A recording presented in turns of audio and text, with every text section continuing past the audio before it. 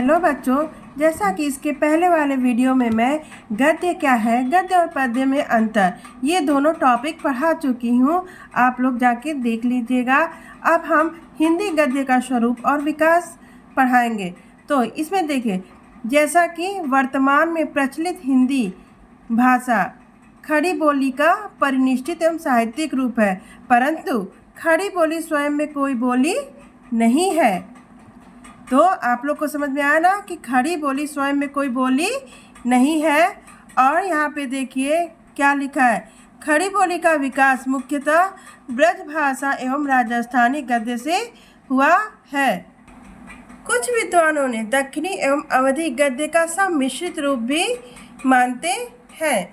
अब चलिए देखा जाए, अध्ययन की दृष्टि से हिंदी गद्य साहित्य के विकास को निम्नलिखित कालक्रमों में विभाजित किया गया है। तो चलिए निम्नलिखित कालक्रमों को देखा जाए। इसको एक बार या 2-3 बार पढ़ेंगे तो ये पूरे इनके काल और समय अच्छे से आप लोग को स्मरण हो जाएंगे। तो चलिए देखे जाए, पूर्व भारतेंदु युग अथवा प्राचीन युग। पूर्व भारतेंदु युग कहे या प्राचीन युग, तो इसका समय क्या हो जाएगा, 13वीं शताब्दी से 1868 ईस्वी तक। यह समय किसका है, पूर्व भारतेंदु युग अथवा प्राचीन युग। इसके बाद आएगा भारतेंदु युग।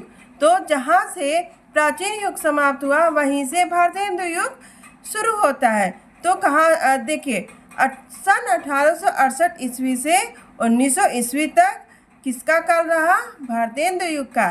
फिर देखिए द्विवेदी युग। द्विवेदी युग कब से शुरू हो जाएगा, सन 1900 ईस्वी से सन 1922 ईस्वी तक किसका समय रहा, द्विवेदी युग। शुक्ल युग। शुक्ल युग को काव्य में छायावादी युग कहते हैं। बच्चे बहुत कंफ्यूज हो जाते हैं कि कहाँ शुक्ल युग कहते हैं, कहाँ छायावादी युग। तो गद्य में हम शुक्ल युग कहते हैं और पद्य में हम छायावादी युग कहते हैं। इसका समय कब से शुरू हुआ है, सन 1919 ईस्वी से लेकर 1938 ईस्वी तक। फिर उसके बाद कौन सा युग आता है, शुक्लोत्तर युग, या पद्य में बोलेंगे छायावादोत्तर युग। इसका समय है सन 1938 ईस्वी से 1947 ईस्वी तक। उसके बाद आता है स्वातंत्र्योत्तर युग। इसका समय है सन 1947 से अब तक।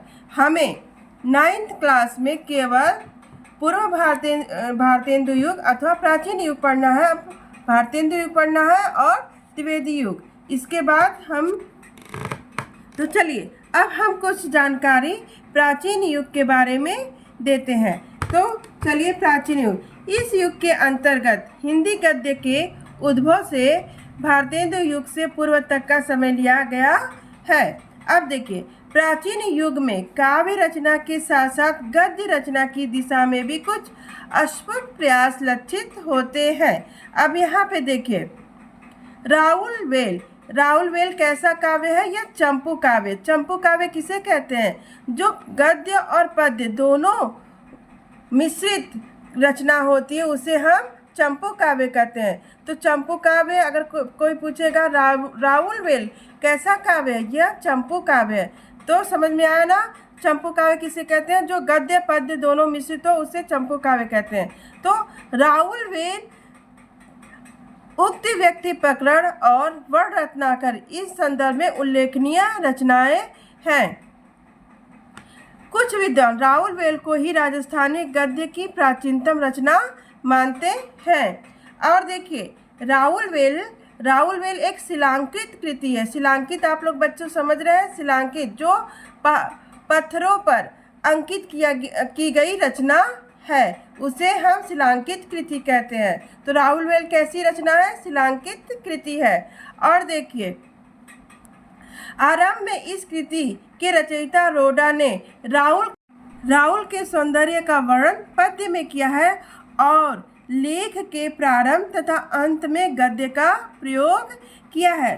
तो आप लोग इस प्रकार समझ गए ना, ये कैसा काव्य है, गद्य पद्य मिश्रित, अर्थात यह चंपू काव्य है। अब देखिए दूसरी रचना, उक्त व्यक्ति प्रकरण, जिसकी रचना महाराज गोविंद चंद्र के सभा पंडित दामोदर शर्मा ने 12वीं शताब्दी में की थी। इसके बाद यहाँ पे देखिए, इस ग्रंथ की भाषा का एक उदाहरण इस प्रकार देखिए। वेद पढ़ब स्मृति अभ्यासिब पुराण देखब धर्म करब। इसके बाद देखिए, ज्योतिश्वर ठाकुर की रचना है वर्ण रत्नाकर ग्रंथ, ऐसी तीसरी रचना है। अब देखिए, ब्रजभाषा गद्य। तो ब्रजभाषा गद्य साहित्य अस्तुलतः 4 वर्गों में विभक्त किया जा सकता है। तो देखिए, किन 4 वर्गों में विभक्त किया गया है? मौलिक, टीकात्मक, अनुदित और पद्य प्रधान रचनाओं में यत्र तत्र प्रयुक्त टिप्पणी परक गद्य है। अब देखिए, मौलिक जो खुद स्वयं की रचना हो उसे हम मौलिक कहते हैं, मौलिक रचना कहते हैं। स्वतंत्र गद्य, मौलिक गद्य वल्लभ संप्रदाय के वचनामृतों, वार्ता ग्रंथों, कथा पुस्तकों, दर्शन विषयक ग्रंथों, वैदिक ज्योतिष आदि उपयोगी विषयों और रचनाओं और पत्रों, शिलालेखों तथा कागज पत्रों के रूप में उपलब्ध होता है। अब देखिए, 17वीं शताब्दी तक लिखी हुई जो रचनाएं उपलब्ध हैं उनमें गोस्वामी विट्ठलनाथ का श्रृंगार रसमंडन, अगर कोई पूछे श्रृंगार रसमंडन किसकी रचना है, तो यह रचना गोस्वामी विट्ठलनाथ जी का है। तो गोस्वामी विट्ठलनाथ का श्रृंगार रसमंडन, गोकुलनाथ जी की 84 वैष्णव की वार्ता और 252 वैष्णव की वार्ता, नाभादास जी की अष्टयाम, भक्तमाल, वैकुंठमणि शुक्ल के अगहन महात्म एवं वैशाख महात्म, ध्रुवदासकृत रहित सिद्धांत विचार तथा लल्लू लाल कृत माधव विलास विशेष रूप से उल्लेखनीय है। इन्हीं के साथ टीकाओं की परंपरा भी चलती रही है। धन्यवाद बच्चों।